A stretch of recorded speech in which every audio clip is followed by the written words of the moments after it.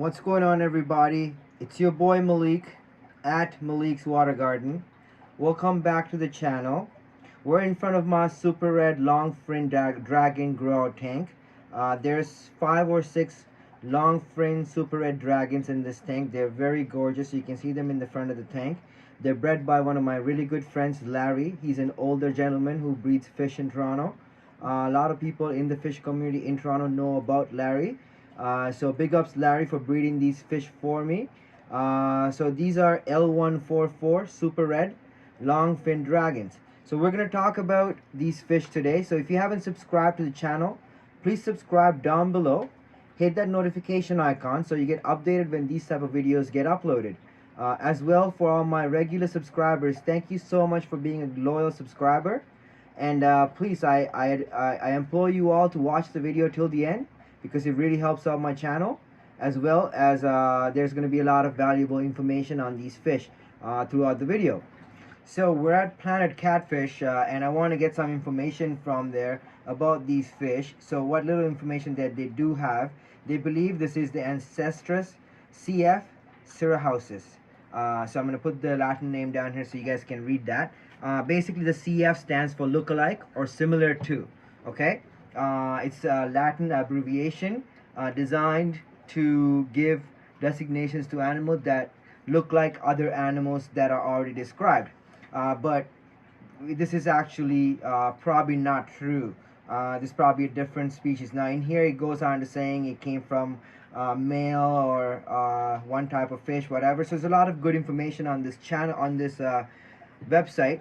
So planetcatfish.com, check it out and read that information. I'm just going to read the basic care and maintenance information here. It says they're from South America. pH is 5.8 to 7.2. So I keep mine at about 7.4. These guys are bred in Toronto tap water. Also the pH is 7.4, 7.5. So there's no issue with the pH. These are tank bred varieties, mostly line bred, and they're very adapted to our tank environments. Temperature 21.5 degrees Celsius to 26.5 degrees Celsius. So 70.7 degrees Fahrenheit to 79.7 degrees Fahrenheit. So I keep mine at about 79-80 degrees, sometimes a little bit cooler in the winter, a little bit warmer, 81 degrees sometimes in the summertime. They don't seem to mind it, but they can tolerate colder temperatures than your regular common fancy Plecos. So what else? Feeding, it is thought that elements in bogwood particulate linings may form an essential part of the bristlenose diet. So you want to feed it detritus type of food. People always think that this animal is a herbivore, and they throw in cucumbers, green beans, and all this other stuff into their tanks. Now I highly discourage you from doing that. For one, these foods have very little nutrition, and two, they could be covered with pesticides. They could have all kinds of issues that you don't know about, that you could be harming your fish with. So you want to stick to a Pleco specific diet. These guys right here are eating Sarah Welsh chips right now. You're seeing them eating. That's actually Sarah Welsh chips. That has alderwood in it. So now I feed my fish a lot of foods that have wood and other types of materials in the food itself, because that is what these animals are meant to be eating in the wild. So Pleco specific diets you can find from many different companies. Angelfins.ca has a really good brand called Catfish wafers. I really feed that stuff to all my fish, all my catfish, Plecos, Hypancestris, my zebra Plecos, my super reds. Everybody eats the Angelfins.ca catfish chips. So now that also has 4% wood in there. This has wood in there as well. Aside from these two foods, I also feed color enhancing food.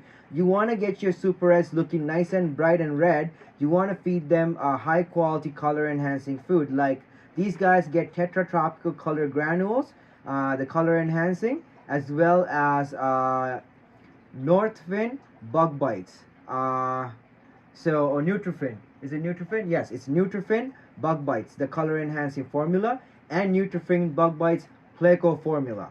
So these are some of the foods I feed. I also feed Algae Max algae wafers for these guys. I feed them New Life Spectrum algae wafers, New Life Spectrum Max algae wafers. I also feed them Northfin kelp wafers. They really like the kelp wafers. I feed them.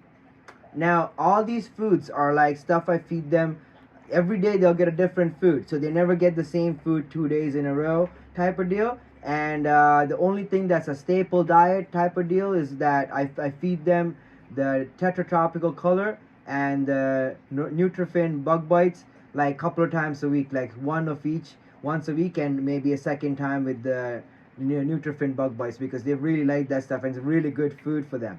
Aside from that, they get a lot of other different foods. You can check out my video about feeding them. I have a whole video made about what I feed all my fish, and it highlights all the different foods I feed all my fish, and has all the fish foods that I feed my Plecos as well. If you want a separate video on what I feed these guys particularly, please comment below and let me know, so I will make that video for you. Now, if you guys have watched this video this far into it, I'm going to give you a little secret. These guys are probably one of my most profitable Plecos. Why do I say that? One of these longfin super reds can sell for about 80 bucks at the size they're in. They're about 3.5 to 4 inches.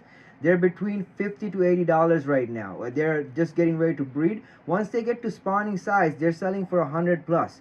I had my friend offer me a pair for $240. Longfin super red bristlenose. And he had a short fin pair for $60 per fish, so $120 for those. These guys are on sale right now. 1.5 inch fish on angelfins.ca is 35 Canadian dollars per fish. Okay, they're more expensive than some of your other fancier Plecos, like your king tigers of same size, and they're way easier to breed. They breed more readily, and they can be kept way more easier for a lot of amateur fish keepers. So it's something you can start with. If you want to get into Plecos, I highly recommend this is the one type of Pleco to get. Even experienced Pleco keepers, they're really treat to keep.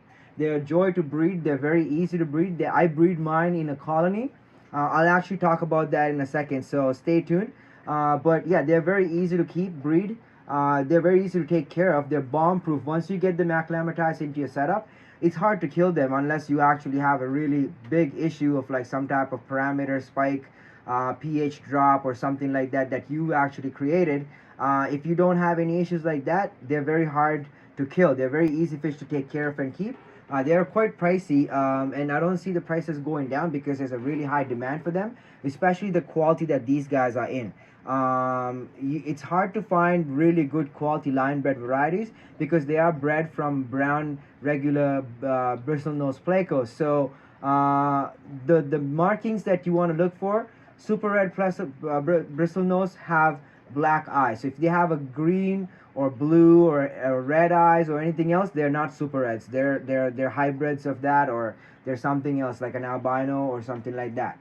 The next thing you want to look for is a clean red body. Now it's really hard to find fully clean red fish.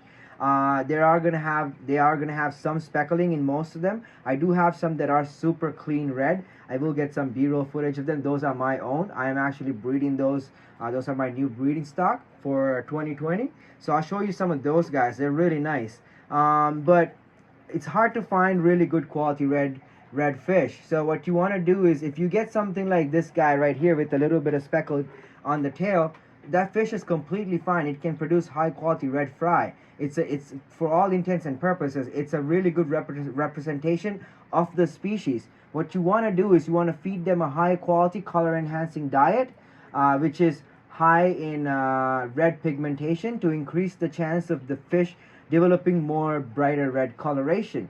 That's what you got to do for these guys, and that's what I do for all my super reds as well as most of my other red fish.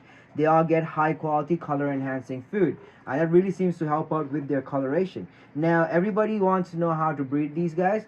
I like to breed them in pairs or in groups. Now groups seem to work better in larger aquariums. These guys do get about 4.5, 5 inches.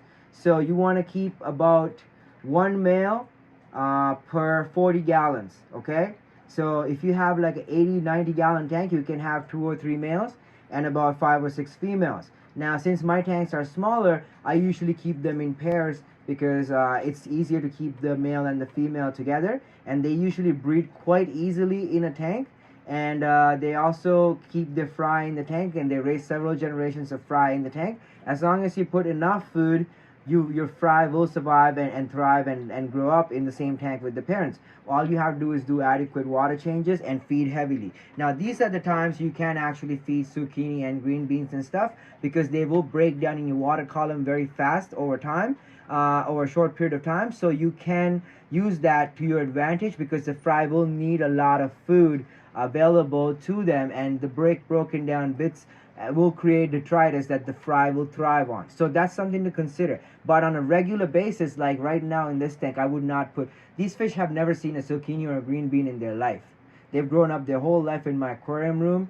Since these guys, I got them while they were just wigglers out of the egg. I got 6 of them from my friend Larry, and they have not seen one bit of zucchini or green beans or anything like that. Everything they have seen is fish food, and other high quality food that's designed for marine or aquatic animals. So that's what I'm going to tell you guys. If there's anything else you want me to add to the video, if I forgot to add anything else, or if there's anything else you want me to clarify, please comment below and let me know. And I will gladly oblige to your request. If there's other videos you want to see any particular fish, please comment and let me know. And also, if you want to see a video of their food and what I feed them specifically, please comment and let me know that as well. As always, I thank you so much for your support. You guys are all awesome. The channel's growing really fast. So if you are a regular subscriber, thank you so much. If you are a new person that's returning to the channel right now, I highly recommend you subscribe to the channel and hit that notification icon for these type of videos, as well as many other videos. And please check out all my other videos and my Pleco keeping and breeding playlist. I have a new playlist for how to Pleco. I'll put at the end of this video, so you guys can check that out as well. As always, thank you so much for your support. I'll see you guys in the next video. God bless.